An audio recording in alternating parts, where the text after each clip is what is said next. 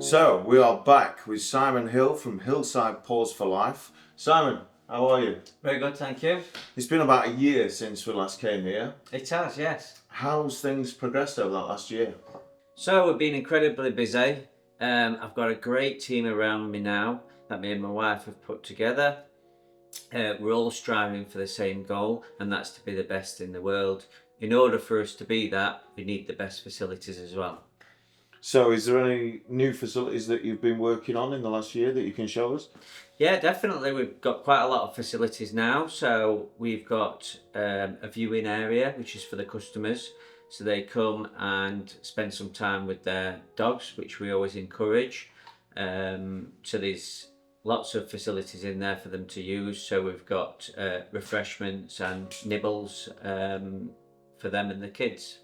Brilliant. So they can actually, your customers can watch you training their dog that they're going to eventually be purchasing.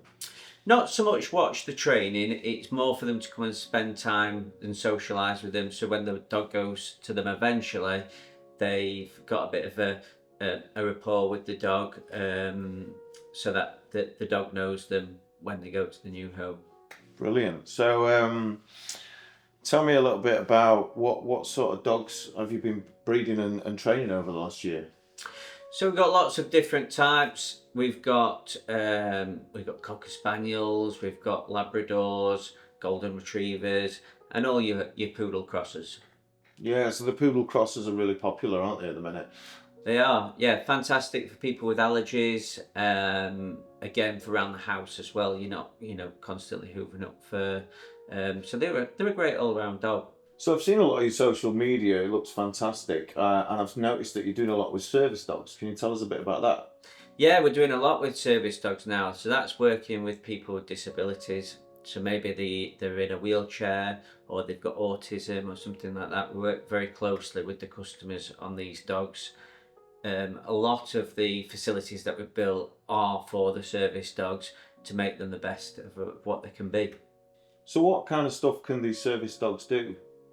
Yeah, so we've currently got a couple of dogs going to wheelchair users. So that might be picking up remotes off the floor.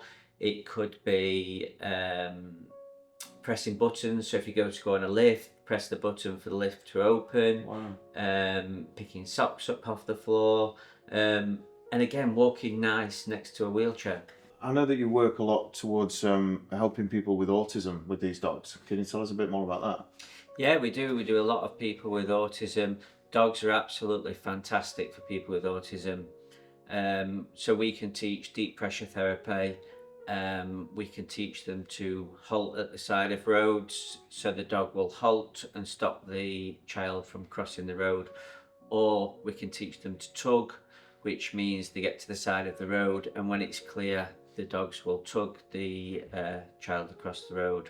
Also, we can teach them to retrieve their favourite blanket. So if they've got a comfort blanket or a comfort toy, we can train the dogs to retrieve those. We have a very good success story as well. There was a young girl who needed a dog for her autism. She was very withdrawn, and the dog has really brought out her character now, and it's worked wonders for her, and she's doing absolutely fantastic now. That all sounds fantastic. I noticed you mentioned something about deep pressure therapy. Can you tell us a bit about that? Deep pressure therapy, it's when we get the dogs to lie across a person. It can be anywhere on the body, so it could lie across the lap, or they could lay down and the dog will lay on top of them. That's just a calming technique for people with autism. Thank you for that. I'm really excited to see the progress you've made over this last year. Now, let's go and see the facilities. So, this looks new from last year? Yes, definitely. This is something that we've put in this year. We've put this in for our customers that are wheelchair users to come in, easy transition for them to go through and spend some time with the dogs. And I bet this makes all the difference. It definitely does, yeah. Can we take a look inside? Of course we can. So as we come down, we've got wheelchair access here as well, and then this goes into the viewing area.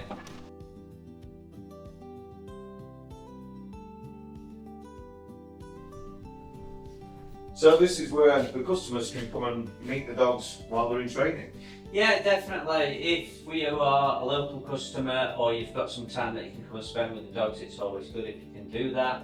This is a great space. You can come watch a bit of TV, you can come put the radio on. We've got chocolates and sweets for the kids, and also soft drink refreshments, and also an alcoholic beverage if you fancy it. I might take up on that a bit later. So you're definitely going over and above to create that 5-star service, aren't you? Definitely, that's what we're trying to do. We're trying to create a 5-star service for the customers. What I'll do now is we'll take you over the other side and we'll look at some more facilities. So I know that's a massive issue for a lot of dog owners. When the doorbell goes, the dog goes running up, jumping at the door, barking, and in this environment you can actually recreate that and train the dog not to do that. Yeah, that's definitely it. It's all about training real life scenarios. So when somebody comes, presses the doorbell, might be a delivery guy, we tell the dog to go on place, which means bed. You'll hold the bed command until you've got your parcel in. It's safe to okay them off the bed, and that's just really good training for things like that. Yeah, and I suppose like getting used to the TV being on and all the things in a home environment, like things dropping on the floor, noises and... Yeah, definitely. It's everything that you've got to think about. Mirrors, dogs looking at their own reflection in mirrors. It's, like you say, TV, animal programs, tigers and wildlife programs. All that sort of thing is all in our training here at the facility. Sounds good. Do you want to show me what else you've built in the last year? Yeah, of course. Should we go and see where the magic happens? Let's have a look. So you mentioned this is where the magic happens. What goes on in this room? Yeah, so it definitely is. This is for the staff. This is where we design all the training programs for the dogs. Each individual dog has its own tailor-made training program, and this is where it's all designed. We try to mimic the customer's lifestyle and try and get it right for the customer. So here you can see all the different requirements. And then if we have a look on this side, this is when all the customers come in to see the dogs or the handovers to go to the new homes. Wow, looks great. I noticed on the wall behind me there as well, you've got a part that says about dogs who are going to homes with cats. Is that something that you can provide as well? Yeah, so that's one of the requirements. Some people have other animals and things like that. We've got an on-site cat called Spot. So we have times when the dogs come in and spend some time with Spot to get ready to go to the new homes. Excellent. What else is there? So if we go next door, we'll have a look next door. So another beautiful room. I love the attention to detail on the walls. Tell me what this room's used for. So this is sort of first protocol for the customers. My PA works in here, so all the emails, the phone calls goes to my PA, and then we organise a telephone conversation with myself to discuss the customer's needs and requirements. We're increasingly getting people wanting to take the dogs into an office environment, so it doubles up as a training facility for that as well. Sounds amazing. So yeah, you can bring the dogs in here, get them used to being around desks and office equipment. That's it. Yeah, it's all keeping the dogs cool, calm, collective in these environments. Yeah, so I'll head over now to the training centre. So here we have one of our training centres here. Wow, you can really tell the attention to detail again, the time and effort that's gone into making this a real quality area to work in. Yeah, definitely. This is a big part of our training, especially early on in the dog's training life. We start with the big speaker that you can see behind you there. That's all the noise desensitisation. So babies crying, babies screaming, pots and pans banging, fireworks, building noises. Then we move on to the mirror, so the dogs can see their reflection, get them used to seeing the reflection in the mirror. And also the Halloween masks that you might see around, that's dogs getting them used to different types of things. So when they are older, they might see something that they're not used to.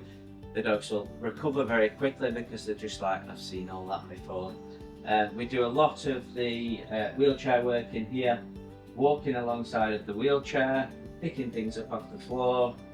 So yeah, it's a really nice space. So yeah, it looks incredible. But I can't help notice there's a mannequin in the corner. What is that for? Yeah, that's Brian. So he's there. He's in the work high vis just to get dogs used to seeing everything, really.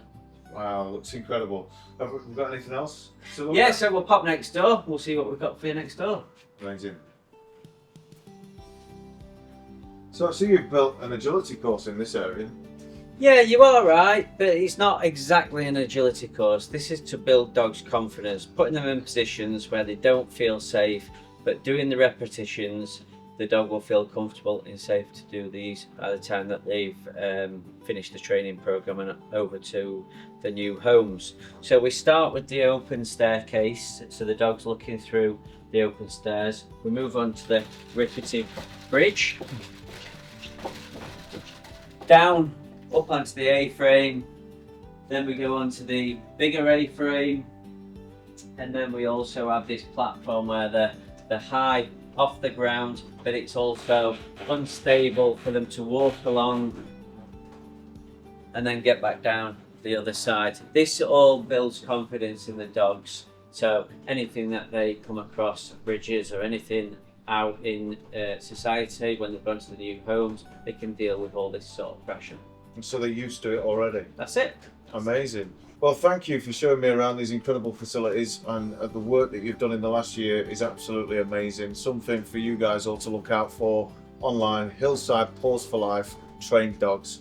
Thanks again, Simon. We'll see you in a year's time. Yeah.